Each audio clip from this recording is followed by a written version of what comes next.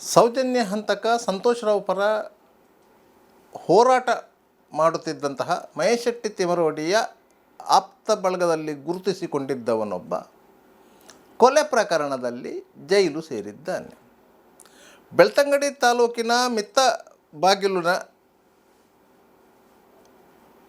ಯಶೋಧರ ಗೌಡ ಎಂಬಾತ ಇದೀಗ ಬೆಳ್ತಂಗಡಿ ಪೊಲೀಸರ ಅತಿಥಿಯಾಗಿದ್ದಾನೆ.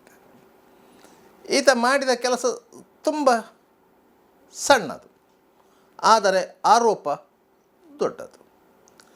ಉಪ್ಪಿನಂಗಡಿ ಸಮೀಪದ ಪೆರ್ನೆಯ ಯಶೋಧರ ಎಂಬಾತನ ಮೃತದೇಹ ಗುರುವಾಯನಕೆರೆಯ ಕಟ್ಟಡವೊಂದರ ಎದು ಬಿದ್ದಿತ್ತು.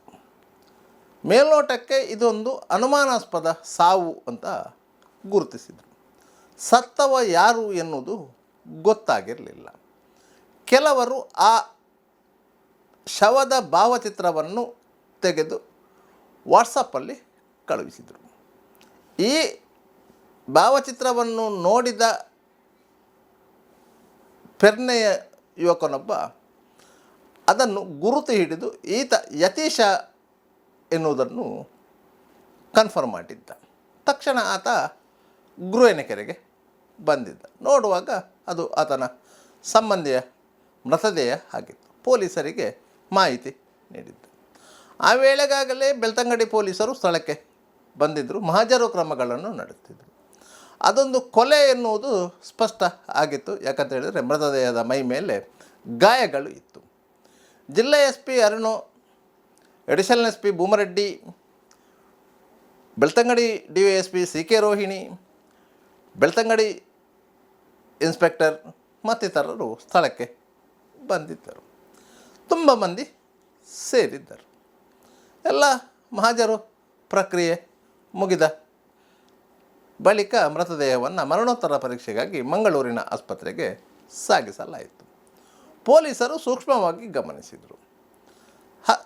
ಹತ್ತಿರ ಇದ್ದಂತಹ ಕೆಲವು CC ಕ್ಯಾಮರಾಗಳನ್ನು ಪರಿಶೀಲನೆ ಮಾಡಿದರು. ಆ ಕ್ಯಾಮರಾದಲ್ಲಿ ಕೆಲವೊಂದು ಅನುಮಾನಾಸ್ಪದ ಘಟನೆಗಳು ಚಿತ್ರೀಕರಿಸಲ್ಪಟ್ಟಿದ್ದವು. ಅದರಲ್ಲಿ ಈ ಯತೀಶನಿಗೆ ಹೊಡೆದಾಟದ ದೃಶ್ಯಗಳೂ ಇತ್ತು. ಅದರಲ್ಲಿ ಕೆಲವರನ್ನು ಗುರುತಿಸುವ ಕೆಲಸ ಮಾಡಿದರು. ಈ ಸಂದರ್ಭದಲ್ಲಿ ಪೊಲೀಸರು ಮಹಜರು ಪ್ರಕ್ರಿಯೆ ಮಾಡುವಾಗ ಆ ವಿಡಿಯೋವನ್ನು ಸಹ ತೆಗೆದಿದ್ದರು. ಆ ವಿಡಿಯೋದಲ್ಲಿ ಇವು ಸಹ ಇದೇ ವ್ಯಕ್ತಿಗಳು ಇದ್ದರು. ಯಾಕಂತ ಹೇಳಿದರೆ ಹಿಂದಿನ ದಿವಸ ಯಾರು ಹೊಡೆದಿದ್ದಾರೋ ಯತೀಶನಿಗೆ, ಅವರು ಮರು ದಿವಸ ಮರಣ ನೋಡಲು ಬಂದಿದ್ದರು. ಅವರು ಪೊಲೀಸರ ಪ್ರಕ್ರಿಯೆಯಲ್ಲಿ ಭಾಗಿಗಳಾಗಿದ್ದರು. ಅವರೆಲ್ಲರೂ ಅಲ್ಲಿ ಇದ್ದರು. ಇವರನ್ನು ಗುರುತಿಸಿದ ಪೊಲೀಸರು 3 ವಶಕ್ಕೆ ತೆಗೆದುಕೊಂಡು ವಿಚಾರಣೆ ಮಾಡಿದ್ದಾಗ ಆ 3 ಸೇರಿ ಯತೀಶ್ ಅವರನ್ನು ಕೊಲೆ ಮಾಡಿರುವುದು ಸ್ಪಷ್ಟ ಆಗಿದೆ. ಯತೀಶ್ ಗೌಡ ಅವರನ್ನು ಹೊಡೆದು ಕೊಲೆ ಮಾಡಿದಂಥ ಯಶೋಧರ ಗೌಡ, ಕಡಬ ಚಾರ್ವಾಕದ ಮೋಹನ್ ಮತ್ತು ಬೆಳ್ತಂಗಡಿ ಪಡಂಗಡಿಯ ಇಬ್ರಾಹಿಂ ಎಂಬವರನ್ನು ಪೊಲೀಸರು ಬಂಧಿಸಿ ಜೈಲಿಗೆ ಕಳಿಸಿದ್ದಾರೆ. ಆರೋಪಿಗಳ ಪೈಕಿ ಯಶೋಧರ ಗೌಡ ಸೌಜನ್ಯ ಪರ ಹೋರಾಟದಲ್ಲಿ ಸಕ್ರಿಯರಾಗಿದ್ದವನು. ಮಹೇಶ್ ಶೆಟ್ಟಿ ತಿಮರೋಡಿಯ ಆಪ್ತ ಬಳಗದಲ್ಲಿ ಇದ್ದವನು. ಶ್ರೀ ಕ್ಷೇತ್ರ ಧರ್ಮಸ್ಥಳದ ವಿರುದ್ಧ ಸೋಷಿಯಲ್ ಮೀಡಿಯಾದಲ್ಲಿ ವಿವಿಧ ರೀತಿಯ ಪೋಸ್ಟುಗಳನ್ನು ಹಾಕಿ ತೊಂದರೆ ಕೊಡುತ್ತಿದ್ದನು. ಇದೀಗ ಕೊಲೆ ಪ್ರಕರಣದಲ್ಲಿ ಸಿಲುಕಿಕೊಂಡು ಜೈಲು ಪಾಲಾಗಿದ್ದಾನೆ.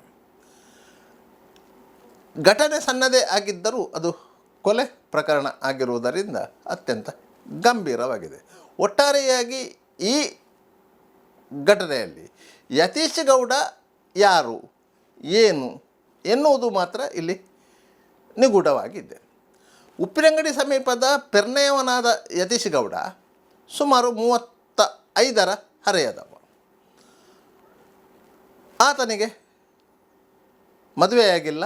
ತಂದೆ ತಾಯಿ ಬಂಧು ಬಳಗ ಎಲ್ಲ ಇದ್ದಾರೆ. ಆದರೆ ಆತ ಮನೆಗೆ ಸರಿಯಾಗಿ ಹೋಗ್ತಾ ಇರಲಿಲ್ಲ. ಯಾವುದೋ ಸಂದರ್ಭದಲ್ಲಿ ಮನೆಗೆ ಹೋಗ್ತಾ ಇದ್ದ, ನಂತರ ಹೇಳದೆ ಕೇಳದೆ ಹೋಗ್ತಾ ಇದ್ದ. ಸುಮಾರು 1 ತಿಂಗಳು 2 ತಿಂಗಳು ಕಳೆದ ಬಳಿಕ ಮನೆಗೆ ಬರ್ತಾ ಇದ್ದ. ಮತ್ತೊಮ್ಮೆ ಹೇಳದೆ ಕೇಳದೆ ಹೋಗ್ತಾ. ಅದರಿಂದಾಗಿ ಅವನ ಬಗ್ಗೆ ಮನೆಯವರು ಯಾವುದೇ ಚಿಂತನೆ ನಡೆಸ್ತಾ ಇರಲಿಲ್ಲ. ಕೆಲವರು ಹೇಳುವ ಪ್ರಕಾರ ಆತನಿಗೆ ಸಣ್ಣ ಪುಟ್ಟ ಕಳ್ಳತನ ಮಾಡುವ ಅಭ್ಯಾಸ ಇತ್ತು ಅಂತ ಹೇಳ್ತಾರೆ. ಇರಲೂಬಹುದು. ಈ ರೀತಿಯ ವ್ಯಕ್ತಿತ್ವದವ ಇದೀಗ ದಾರಿ ಬದಿಯಲ್ಲಿ ಶವವಾಗಿ ಪತ್ತೆಯಾಗಿದ್ದಾನೆ. ಈ ಬಗ್ಗೆ ಆತನ ಸಂಬಂಧಿಯೊಬ್ಬರೇ ಮಾತನಾಡಿದ್ದಾರೆ, ಕೇಳಿ. ಗುರೆಂಗೆರೆಯಲ್ಲಿ ಒಂದು ಡೆಡ್ ಬಾಡಿ ಸಿಕ್ಕಿತ್ತು. ಅದು ಯತೀಶ್ ಅವರದಂತಿತ್ತು. ಅವರು ಯತೀಶ್ ಅವರು ಏನು ವೃತ್ತಿ ಮಾಡ್ತಿದ್ರು, ಏನು ಮಾಡ್ತಿದ್ರು, ಅವರ ಕುಟುಂಬದ ಬಗ್ಗೆ ಹೇಳ್ಬೇಕಾದ್ರೆ? ಯತೀಶ್ ಅವರು ವೆಲ್ಡಿಂಗ್ ಕೆಲಸ ಮಾಡ್ತಾಯಿದ್ರು. ಅವ್ರು 3 ಜನ ಮಕ್ಕಳು, ಅಮ್ಮ ಇದ್ದಾರೆ, ಆಮೇಲೆ ಒಬ್ಬ ಅಣ್ಣ ತಮ್ಮ ಇದ್ದಾರೆ. ತಮ್ಮ ಬೆಂಗಳೂರಲ್ಲಿದ್ದಾರೆ, ಇವರು ಊರಲ್ಲಿ ಇರೋದು, ಅಣ್ಣ ನಿತಿನ್ ಅಂತ. ಆದರೆ ಇವರು ಯಾಕೆ ಗುರೆಂಗೆರೆಗೆ ಬಂದರು? ಎಷ್ಟು ಸಮಯ ಇದು ಮನೆ ಬಿಟ್ಟು ಅಂತ ಗೊತ್ತಿಲ್ಲ, ಇಲ್ಲಿ ಏನಕ್ಕೆ ಬಂದಿರೋದು ಗೊತ್ತಿಲ್ಲ. ಬಟ್ ಅವ್ರಿಗೆ ಮನೆ ಬಿಟ್ಟು ಒಂದು 2 ತಿಂಗಳಾಯಿತು. ಅವ್ರು ಯಾವತ್ತೂ ಹಂಗೆ ಹೋಗ್ತಾರೆ, ಒಂದು 3-4 ತಿಂಗಳಾದ್ಮೇಲೆ ವಾಪಸ್ ಬರ್ತಾರೆ. ಓಕೆ. ಸೊ ಮತ್ತೆ ಹೋಗ್ತಾರೆ. ಬಟ್ ಹೋದ್ಮೇಲೆ ಹೇಳೋದಿಲ್ಲ ಎಲ್ಲಿದ್ದೀನಿ ಏನಂತ ಹೇಳೋದಿಲ್ಲ. ಒಂದೊಂದ್ಸಲ ಹೇಳ್ತಾರೆ, ಒಂದೊಂದ್ಸಲ ಹೇಳೋದಿಲ್ಲ. ಈಗ ಈ ಸಲ ಹೇಳಿಲ್ಲ. ಇವತ್ತು ಇನ್ಸಿಡೆಂಟ್ ಆಗಿದ್ದು ಯಾರು ಮಾಹಿತಿ ಕೊಟ್ಟರೆ? ಈಗ ನಿಮಗೆ ಮಾಹಿತಿ ವಾಟ್ಸಪ್ ಮೂಲಕ ಗೊತ್ತಾಯಿತು. ವಾಟ್ಸಪ್ ಮೆಸೇಜ್ ಬಂದಿತ್ತು, ಅದು ಗೊತ್ತಾಗಿ ಬಂದಿದ್ದು. ಓಕೆ. ಇಲ್ಲಿ ಬಂದಮೇಲೆ ನಿಮಗೆ ಏನು ಅನುಮಾನ ಕಾಡಿದೆ? ಏನು ಪೊಲೀಸರು ಹೇಳಿದರು? ಪೊಲೀಸರು ಏನು ಹೇಳಿದ್ರಂತೆ, ಯಾರು ಹೊಡೆದಿರೋದು ಅಂತ ಗೊತ್ತಿತ್ತು ನಮಗೆ. ಬಟ್ ಏನಂದರೆ ಪೊಲೀಸರು ಆಮೇಲೆ CC ಕ್ಯಾಮರಾ ತೋರಿಸಿದ್ರು. ಆ ಪಿಕ್ಚರಲ್ಲಿ ಏನಿತ್ತು ಅಂತೇಳಿ? ಅಲ್ಲಿ 3 ಜನ ಇವರಿಗೆ ಹೊಡೆಯೋದಿತ್ತು. ಹೊಡೆದಾದ್ಮೇಲೆ ಅವ್ರು ಬೀಳ್ತಾರೆ. ಸೊ ಅದೇ ಲಾಸ್ಟ್ ಇರುತ್ತೆ. ಆಮೇಲೆ ಎಕ್ಸ್ಟ್ರಾ ಇನ್ನೂ ತುಂಬ ಜಾಸ್ತಿ ಡೀಟೇಲಾಗಿ ಏನು ಕೊಟ್ಟಿಲ್ಲ. ಬಟ್ ಅಷ್ಟು ವೀಡಿಯೋನ ತೋರಿಸಿದ್ರು. 3 ಜನ ಹೊಡೆಯೋದು ನೋಡಿದ್ವಿ. ಈಗ 3 ಜನ ಸೇರಿ ಕೊಲೆ ಮಾಡಿದ್ದಾರೆ ಅಂತೇಳಿ ಪಕ್ಕ ಆಗಿದೆ ಅಂತ. ಯಾರು ಅಂತೂ ಯಾವ ಉದ್ದೇಶಕ್ಕೆ ಹೊಡೆದ್ರು ಅಂತ ಏನಾದರೂ ಮಾಹಿತಿ ಉಂಟಾ? ಉದ್ದೇಶ ಏನಂತ ಗೊತ್ತಿಲ್ಲ. ಬಟ್ ಇಲ್ಲಿ ಹೇಳೋರ ಪ್ರಕಾರ ಅವರು ಕಲ್ಲ ಅಂತ ಅಂದ್ಕೊಂಡು ಹೊಡೆದಿದ್ದೀವಿ ಅಂತ ಅಂದ್ಕೊಂಡು. ಸೊ ಆ ಥರ ಹೇಳಿ. ಈಗ ಏನು ದೂರು ಕೊಟ್ಟಿದ್ದೀವಿ ಅಂತೇಳಿ? ಈಗ ನಾವು ಅದೇ ದೂರು ಕೊಟ್ಟು ಏನು ಕೊಟ್ಟಿದ್ದೀವಿ ಅಂದರೆ, ಹಲ್ಲೆ ಮಾಡಿ ಇದು ಕೊಲೆ ಮಾಡಿದ್ದಾರೆ ಅಂತ ದೂರು ಕೊಟ್ಟಿದ್ದೀವಿ. ಮುಂದಿನ ತನಿಖೆಗೆ ನಾವು ಕಂಪ್ಲೇಂಟ್ ಎಲ್ಲ ಕೊಟ್ಟಿದ್ದೀವಿ. ಈಗ ಈ ಒಂದು ಕೊಲೆ ಅಂತ ಹೇಳ್ತಿದ್ದಾರೆ ಪೊಲೀಸರು ಕೂಡ. ನಿಮ್ಮ ಮುಂದಿನ ತನಿಖೆ ಹೇಗಾಗಬೇಕು, ನ್ಯಾಯ ಹೇಗೆ ಸಿಗಬೇಕಂತ ಹೇಳಿ? ತನಿಖೆ ಆಗಬೇಕು. ಯಾಕೆ ಏನಕ್ಕೋಸ್ಕರ ಅವನ್ನ ಕೊಲೆ ಮಾಡಿದ್ರು ಅಂತ ನಮಗೆ ತನಿಖೆ ಆಗಬೇಕು. ಆಮೇಲೆ ನ್ಯಾಯ ಕೂಡ ಸಿಗಬೇಕು. ಸಿಗೋ ತನಕ ನಾವು ಬಿಡೋದಿಲ್ಲ. ನೋಡೋ ಇನ್ನು ಮುಂದೆ ಏನಾಗುತ್ತೆ ಅಂತ. ಇನ್ನು ಮಂಗಳೂರಿಗೆ ಇವಾಗ ಬಾಡಿನ ತಗೊಂಡು ಹೋಗ್ಬೇಕು ಪೋಸ್ಟ್ ಮಾಡಿ. ಈಗ 3 ಜನರನ್ನು ಏನಾದರೂ ಅರೆಸ್ಟ್ ಮಾಡಿದ್ದು ಏನಾದರೂ ಮಾಹಿತಿ ನಿಮಗೆ ಕೊಟ್ಟರೆ? ಏನಾದರೂ ಅರೆಸ್ಟ್ ಮಾಡಿದಾರಂತೆ ಅಂತ ಹೇಳಿದ್ದಾರೆ. ನಮ್ಗೆ ತೋರಿಸಿದ್ರು ಅರೆಸ್ಟ್ ಮಾಡಿರೋದನ್ನು 3 ಜನ. ಈಗ ಕೊಲೆ ಉದ್ದೇಶ ಏನಂತೇಳಿ ನಿಖರವಾಗಿ ತಿಳಿದಿಲ್ಲ. ಏನಂತ ನಿಖರ ಗೊತ್ತಿಲ್ಲ. ಓಕೆ. ನಿಮ್ಮ ಹೆಸರು? ಚೇತನ್. ಬೆಳ್ತಂಗಡಿ ಪೊಲೀಸರು ಕೇಸು ದಾಖಲಿಸಿಕೊಂಡಿದ್ದಾರೆ. 3 ಆರೋಪಿಗಳನ್ನು ಕ್ಷಿಪ್ರಗತಿಯಲ್ಲಿ ಬಂಧಿಸಿದ್ದಾರೆ. ಇವರಿಗೆ ಅನುಕೂಲವಾದದ್ದು ಕೇವಲ ಅಲ್ಲಿನ CC ಕ್ಯಾಮರಾ. ಅದು ಎಲ್ಲ ಘಟನೆಗಳನ್ನು ತನ್ನ ಒಡಲಲ್ಲಿ ತುಂಬಿಸಿಕೊಂಡಿತ್ತು. ಪೊಲೀಸರು ಪರಿಶೀಲನೆ ಮಾಡಿದಾಗ ಎಲ್ಲ ವಿಚಾರ ಗೊತ್ತಾಗಿತ್ತು. ಇದು ಹೊಡೆದು ಕೊಲೆ ಮಾಡಿದ್ದಾರೆ ಎನ್ನುವುದು ಅವರಿಗೆ ಮೇಲ್ನೋಟಕ್ಕೆ ಸ್ಪಷ್ಟವಾಗಿತ್ತು. ಅದರಿಂದ ನೇರವಾಗಿ ಕೊಲೆ ಪ್ರಕರಣವನ್ನೇ ದಾಖಲಿಸಿಕೊಂಡಿದ್ದರು ಮತ್ತು ಅಲ್ಲೇ ಇದ್ದಂಥ ಆರೋಪಿಗಳನ್ನು ಅವರು ವಿಚಾರಣೆ ನೆಪದಲ್ಲಿ ಠಾಣೆಗೆ ಕರ್ಕೊಂಡು ಹೋಗಿದ್ದರು. ಠಾಣೆಯಲ್ಲಿ ವಿಚಾರಿಸಿದಾಗ ಎಲ್ಲರೂ ಏನು ಆಗಿದೆ ಎನ್ನುವುದನ್ನು ಸ್ಪಷ್ಟಪಡಿಸಿದ್ದಾರೆ. ಇದೀಗ ಆರೋಪಿಗಳನ್ನು ನ್ಯಾಯಾಲಯಕ್ಕೆ ಹಾಜರುಪಡಿಸಿದ್ದಾರೆ. ನ್ಯಾಯಾಲಯ ಅವರಿಗೆ ನ್ಯಾಯಾಂಗ ಬಂಧನ ವಿಧಿಸಿದೆ.